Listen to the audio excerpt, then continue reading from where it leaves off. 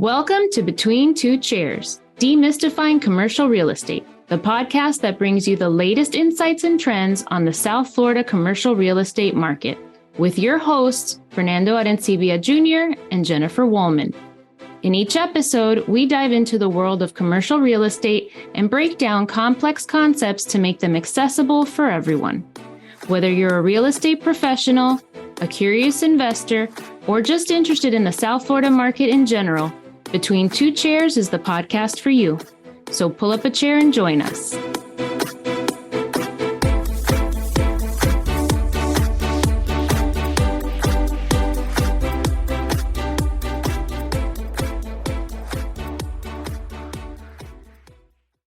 Are you ready? I'm ready. Y'all ready Are you for ready? this? You all ready for this?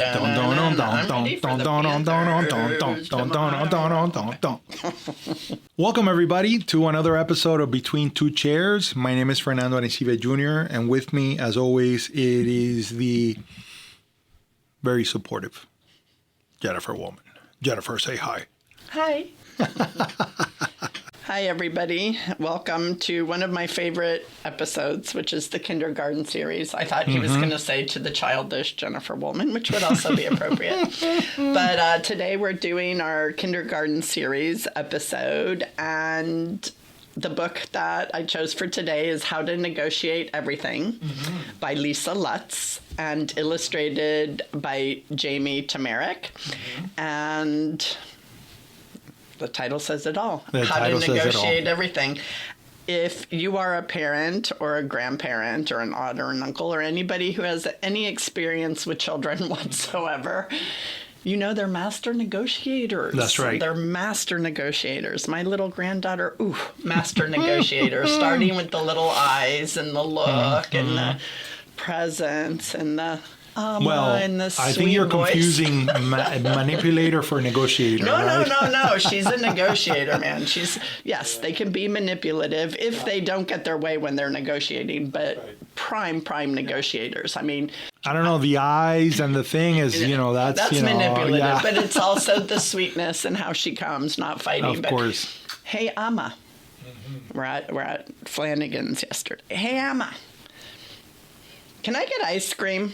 I'm like, well, yeah, if you eat your burger, you can get ice cream. Can I get toppings on it? Yes, honey, if you eat your burger, you can get ice cream. But I'm not that hungry. She only wanted ice cream. She only had room for ice cream, which God bless her. I mean, if it were up to me, ice cream all day long. And I appreciate that. If what you really want is dessert, don't bother with everything else. Just go straight for the dessert. Save the calories. But I'm not going to tell my Save the calories. No, God forbid. Save the calories. So, because she's a little junk food junkie. Exactly. So it was like, no. So at the end of the day, she's like, she didn't get her ice cream. She didn't eat her burger. She's like, but I ate the bread. Okay, but that wasn't what we were negotiating. So in How to Negotiate Everything, she states, and this is a quote, "We don't always get what we want, and then our emotions take over." And this is especially true with buyers and sellers. They take an offer or rejection personally. That's right. And that is our job as brokers, right? Our main job as real estate agents is to be the neutral party that takes the emotion out of the deal. We're the buffer zone, right? And anyway, so we don't always get what we want, and then our emotions take over. Stop crying and be rational. Right. Rational is when you can remain calm and thoughtful and use your words. What I love about this series and I love about this book that we read, it's really the simplicity of from the presentation to what is really at the core and at the heart of whatever it is that we're discussing, right? And I find that children's books do a very good job of getting rid of all of the superfluous items and just getting to the heart of the matter. They also get rid of all the big words like superfluous. They also get rid of Sorry, That's so very true. That is so very true. They keep it simple. They keep it very simple. Yes, they keep it simple. But they really get to the core of the and the heart of the matter, And this is something that I think takes a while for people to, to learn, is how to keep the emotions out of the negotiations. And one of the things that I find really interesting is when you go to market with a property and the value or the price of the property is high in the eyes of the broker or in the eyes of the prospective buyer, I find that a lot of times, and this is like good brokers will ask you, will the owner get insulted if by receiving an offer? And that's really an interesting dynamic, because some people do get insulted when they get a lowball offer. Sometimes they get insulted to the point where the communication and the conversation ends right then and there.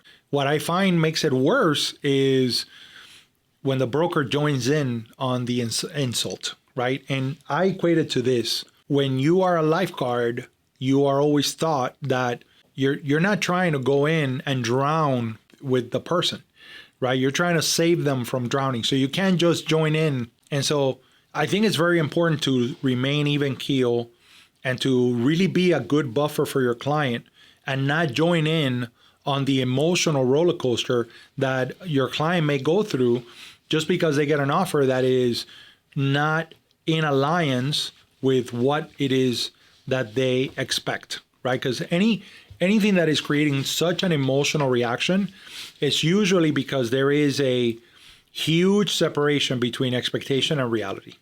And so, you know, in another episode, I know we've discussed about how important it is to set expectations.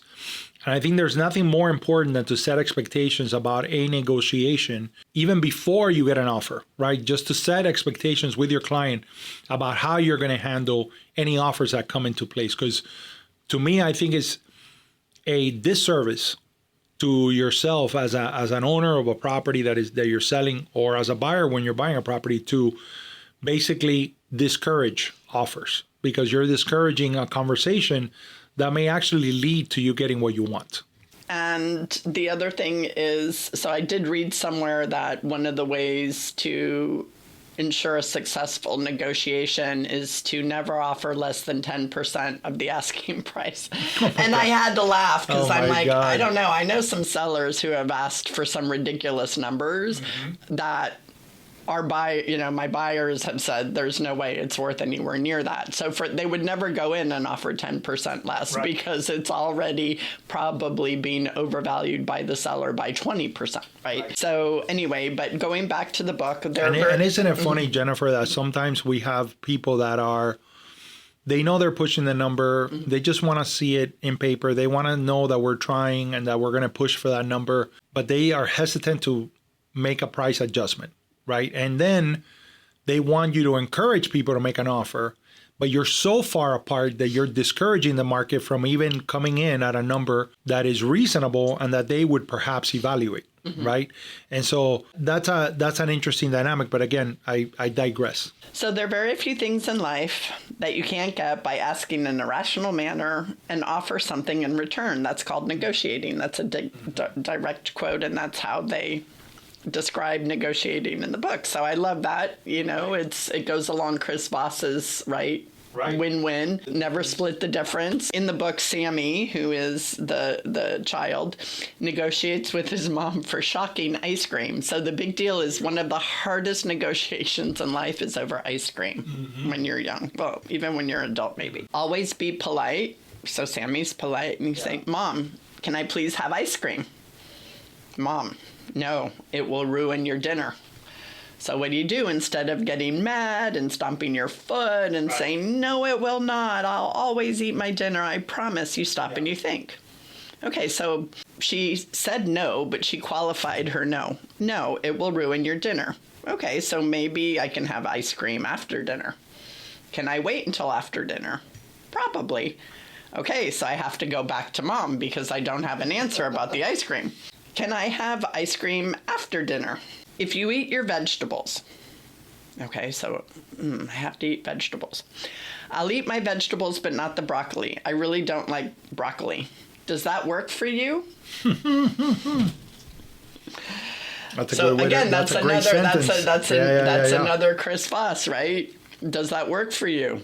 You're either going to get a yes or a no. Mom answers with, we'll see. Whoops, kink in the negotiation. That doesn't bind her to giving Sammy his ice cream, even if he does eat his vegetables. So clever mom, but bad for Sammy, who needs to close the deal.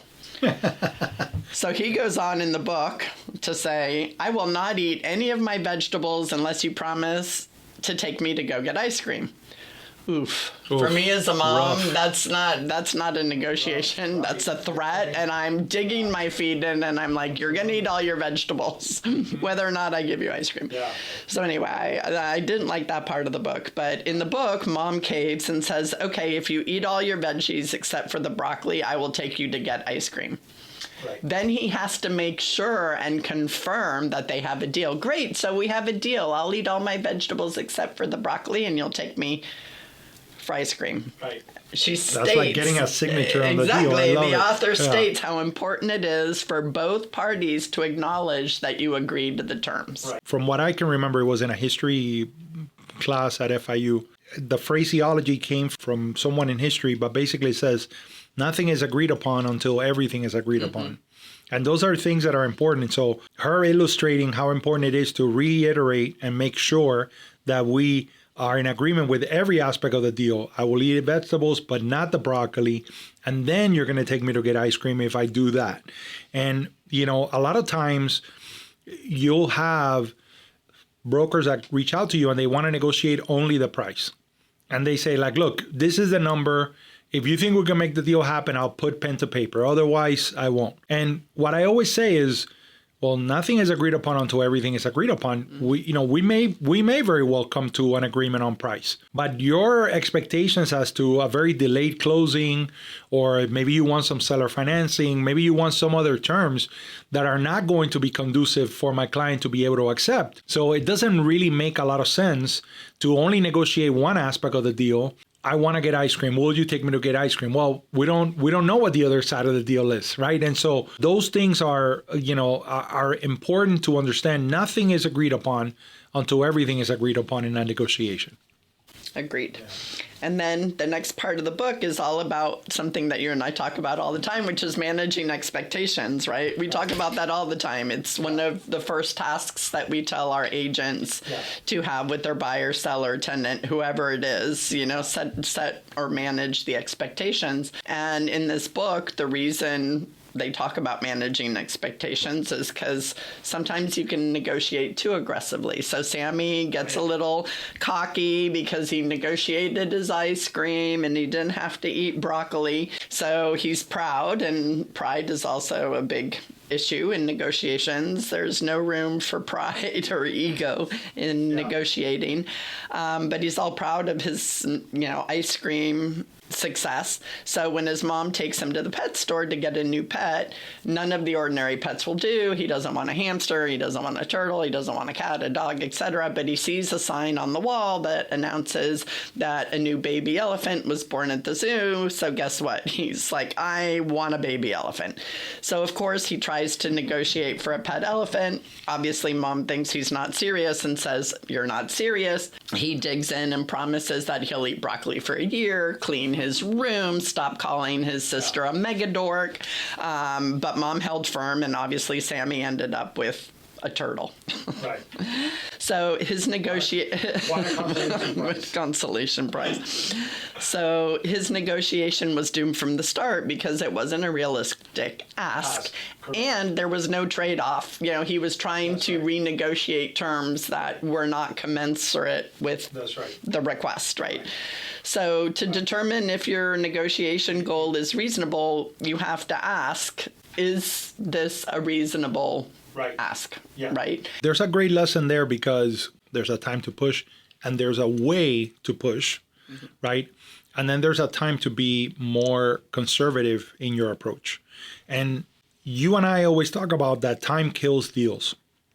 And I've been in situations where we've been negotiating and the other side is offering something that is so ridiculous or asking for a concession that is so ridiculous that it gives pause to everybody, right? And they're still negotiating with each other and they're still trying to figure it out.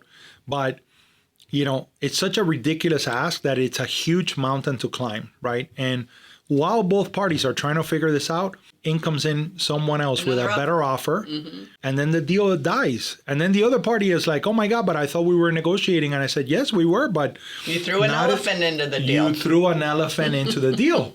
And when you threw the elephant into the deal, that delayed things, and the property is still being marketed, is still in the open market, and somebody came in with a better offer. And so you have to really understand what are the cards that you're holding on the table and how important those cards are. For me, I don't know about you, but when I'm negotiating, like I've dealt with items in which my client got to a point where they're willing to walk away, but they are looking at two options.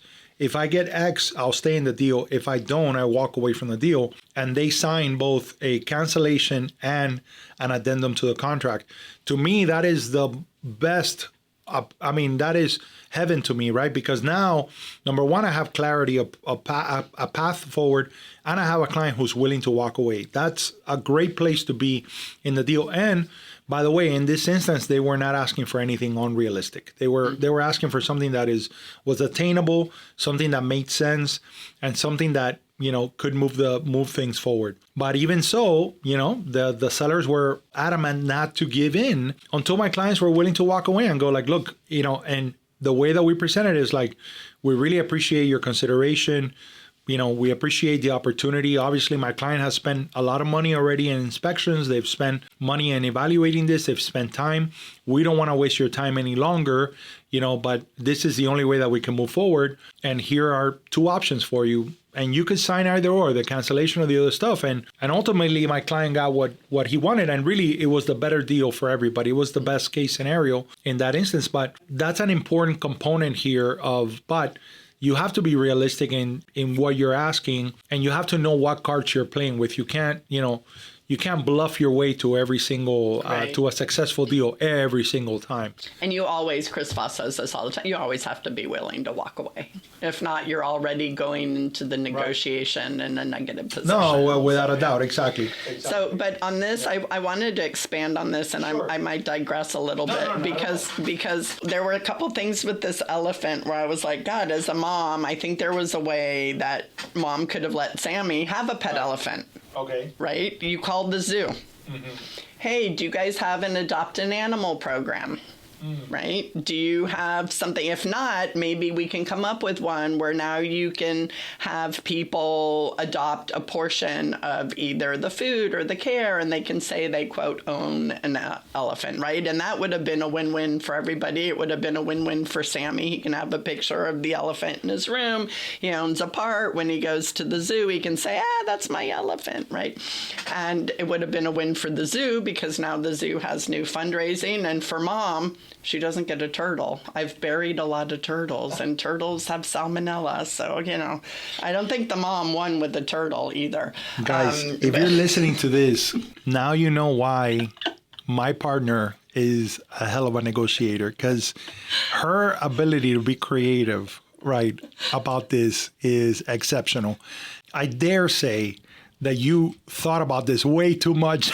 No, it came up right away when she's like, I'm like, he ended up with a turtle. She got a turtle, gross. Right. Like they've got to touch, wash your hands, salmonella, the water's, I love it. The water's icky, the poor turtle dies, and then there's tears, an elephant. Yeah. No, anyway, I love the creativity. I digress. But so the other thing that the book goes on to say is obviously Sammy loses this one with his mom, and it's funny because in the book they show a page with all of things that were more negotiable for him, and things that weren't. Like a narwhal was a no, an elephant was a no. They put real estate, a house as a no, and land as a no. I'm sorry. If my granddaughter comes up to me and says, I want to buy a house, I'm going to help her figure out how to buy a house. Got it. But anyway, so then I see a Lego house in your future. Then they go on to say about how persistence is important too, because in the book, Sammy is obsessed with this elephant idea. He doesn't have me as a mom or a grandma who could have helped him earlier. But he goes on to become president, and as president, he gets a pet elephant. Yeah, it's really interesting. There are two dynamics here that I think are important, and one of them is about, there's a way to be persistent. that doesn't rub off the wrong way, that it's, there's a way to be respectfully persistent and to continue to provide your perspective. I've dealt with a lot of people that are persistent. There are some that become very abrasive when they don't get their way. And there are some that are continually doing the same things consistently. And what they do is this: they continue to educate you on the perspective of their client and how they are evaluating the property and how they're seeing. And they're continuing to test your evaluation of the property until they get to really the heart of the matter, is how motivated is your client to move on this, and do they have realistic expectations? Because ultimately, all negotiations begin and end with an investigative process. Like I always say, it's good to be, and I know I'm dating myself, but it's like that old show, Columbo. A little bit of feigning in ignorance and asking a lot of questions and letting other people educate you on their perspective, which I think is a powerful way to really get at the heart of the matter and understand where you stand and where your office stands based on the expectation of the other party. So I think that's an important component of all of this. The other thing that I think cannot be overstated is, the removing emotion from the process. I think that's very important. I had a client, I had a broker. I was selling a property in North Beach, and I had a broker who was like, look, I want to bring you some offers, but I want to make sure that your client is not going to be insulted. I want to make sure that you understand that, look, this is the way that we're looking at the value of the property. We're not seeing value in X, but we're seeing value in Y. And so we're going to present an offer. And my go-to phrase, and it's the same thing that I teach my agents, is I always say we're going to present the offer in its best light, right? But you should put your best foot forward so that we can see if we could come to an agreement, So, of course, the offer comes in, and the offer was very low. And for weeks, this guy has been, after me, being like, come on, I understand that it's low, but let's have a conversation. Let's not kill the conversation. Let's continue to have the negotiation. Let's figure this out. I said, look, it's very low, and we are not in congruence with the way that you value the property versus the way we value the property. But you want a counteroffer, so I'm going to give you a counteroffer. And of course, what is the counteroffer? The counteroffer is going to be as aggressive as his offer is, right? As their offer was, right? My client is not going to come off the price too much because they don't know how realistic it is who they're dealing with, And man, you should have heard the response from this broker. He was insulting. He goes, this is totally ridiculous. You're never going to sell the property. They go into so you immediately understand the caliber of the person that you're dealing with. Definitely, it says a lot about their character. And so, and it is what it is. Sometimes you come across people like that in life. But obviously that ended the conversation. I said, well, what happened to the whole pleading about let's continue the conversation and let's let the clients make the decision? Because you got to understand the answer is so immediate that he didn't even have time to present it to his client. So to me, you're doing a disservice because you're not staying even keeled. You're not being a buffer, right? And you're responding on behalf of your client, right? And you're not letting your client really evaluate and maybe come back with a different offer and say, this is my highest and best. I won't move from here. Well, by the way, we sold the property for full price within a month of that. Yeah. So again, because people will tell you a lot of things. Oh, you'll never sell. You never do this. I only needed to sell it to one person. I can't sell it to more than one person. Right. So I only need is one buyer. So. Well, and I think Christopher Voss has a great line for stuff like that, where when something comes in that low, you would say, well, how am I supposed to do that? Right. Or how am I supposed to present that? Correct. Right. Yeah. Because by asking how, you're making them think, well, how would they present it? How would they get the deal done that way, etc. And so maybe they either solve the problem for you because they give you the solution, or they realize in their own brain, that's an impossible conversation to have. So just based on what you said and the agent's reaction, I was telling you about how every year I read the Daily Stoic. And so one of the ones that I read was on June 11th, and I thought it was great. It's kind of like the medical mantra, right? First, do no harm. So the title of the Daily Stoic for June 11th was Just Don't Make Things Worse. And Marcus Aurelius's meditation is, how much more harmful are the consequences of anger and grief than the circumstances that aroused them in us? And then, Ryan Holiday always has his English modern interpretation of that. And his answer to that was, today, give yourself the most simple and doable of tasks. Just don't make stuff worse. Whatever happens, don't add angry or negative emotions to the equation. Don't react for the sake of reacting. Leave it as it is. Stop digging and then plan your way out. So, I think that's a mic drop. I completely agree. I do like one phrase that you mentioned before reading that, which is like the Hippocratic Oath, first do no harm. And I think it would be good for agents to always keep that in their mind when they're approaching negotiations, which is that, sometimes you don't want to be a deal killer, right? And you don't want to stop the conversation, and you just want to move things forward so your client can make the best decision for themselves. But, I think first do no harm is a very, very good approach when you are approaching your job as a buffer in any negotiation. So thank you for pulling up a chair and joining us at our kindergarten hour. So what did we learn? What do we learn, boys and girls? Don't throw an elephant into the deal. Keep your emotions in check. All right. And give everything that Jennifer asked for. I mean, because that just makes your life a lot easier. I just want ice cream. There you go. I just want ice cream. Guys, by the way, no doubt in my mind that tonight Jennifer is having ice cream. No doubt in my mind. I love it. All right, everybody. Thank you for joining us. Say goodbye, Jennifer. Goodbye. Goodbye.